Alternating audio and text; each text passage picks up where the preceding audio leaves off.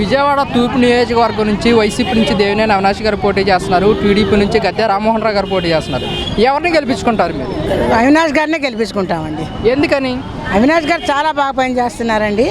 పిల్లోడు అసలు అలుపు లేకుండా తిరుగుతున్నాడండి. కట్ట కింద వాళ్ళకి చాలా బాగా న్యాయం చేస్తున్నాడండి.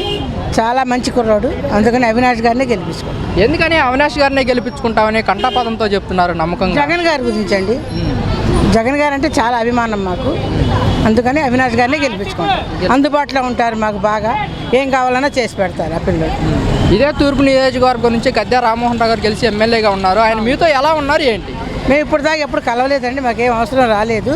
కానీ అవినాష్ ఎప్పుడు జనాల్లోనే ఉంటున్నాడు కాబట్టి మేము అవినాష్నే గెలిపించుకుంటామండి. గద్దె రామ్మోహన్ రావు గారు గెలిచారు, మరి ప్రజల్లోకి ఎప్పుడన్నా వచ్చినట్లుగా కనిపించారు? ఎప్పుడు చూడలేదండి, మాది ఇక్కడే, కానీ ఎప్పుడు మేము చూడలేదండి. ఇప్పుడు 2 సార్లు గెలిచారు కదా ఆయన. ఈసారి అవినాష్ గారే తప్పకుండా గెలుస్తారండి. ఎందుకని అంత నమ్మకం చెప్తున్నారు? చేసే పనులండి అవి.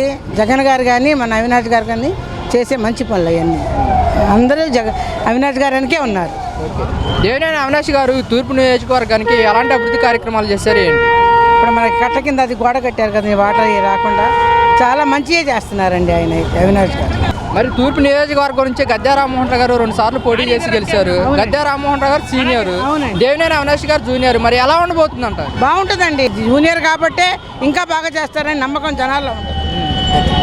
తూర్పు నియోజకవర్గానికి దేవినేని అవినాష్ గారు ఎందుకు కావాలంటే మీరేం చెప్తారు? కావాలి, జనాలందరూ బాగుపడాలంటే అవినాష్ గారు కావాలండి. అవినాష్ గారు గెలిచి మన జగన్ గారు గెలుస్తారు కాబట్టి అవినాష్ గారిని మేము తప్పకుండా గెలిపించుకుంటాం. అమ్మా, దేవినేని అవినాష్ గారి దగ్గరికి మీ సమస్య ఏదన్నా ఉంది అంటూ దేవినేని అవినాష్ గారి దగ్గరికి వెళ్తే మీతో ఎలా స్పందిస్తారు? చాలా బాగా, మేము కానీ ఇప్పుడు దాకా వెళ్ళలేదండి. ఇక మీద వెళ్తే బాగానే స్పందిస్తారండి. మేము ఇప్పుడు దాకా అవసరం ఏం పడలేదు, మేము వెళ్ళలేదు. అవసరం ఉన్నప్పుడు వెళ్ళినప్పుడు తప్పకుండా వెళ్ళిన వాళ్ళందరినీ బాగానే స్పందిస్తే బాగానే న్యాయం చేస్తున్నారు. దేవినేని అవినాష్ గారు మాట తీరు కానీ వ్యక్తిగతంగానే ఎలా ఉంటారు? చాలా మంచి ఆయన అండి, చాలా బాగా మాట్లాడతారు.